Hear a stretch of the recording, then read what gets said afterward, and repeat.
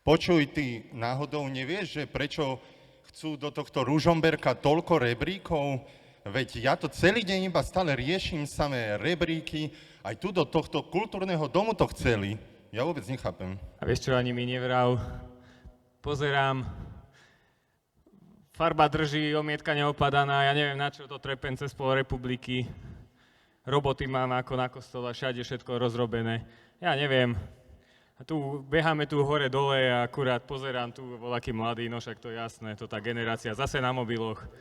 No, tak. Dobrý deň, dobrý deň. Vieš, čo ty vedia o poctivej murárskej robote?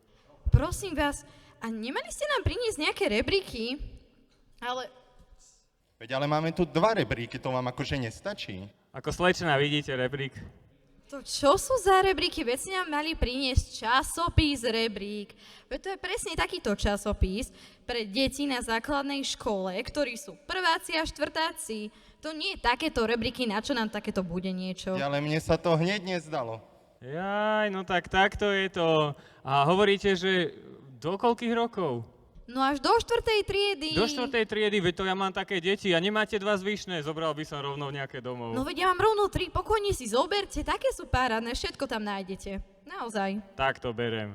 No, veď tak to ja to vezmem synovcom, lebo oni teraz stále iba také čítajú tie somariny na tablete a pozerajú, tak aspoň konečne budú čítať nejakú hodnotnú a kvalitnú literatúru. Dobre, dobre, tak ja vám ich tuto odložím, dobre? Môže byť. Dobre, ďakujeme. Super.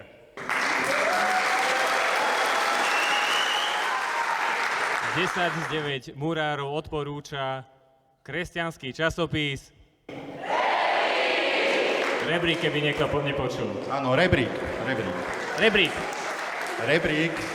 Rebrík. Rebrík.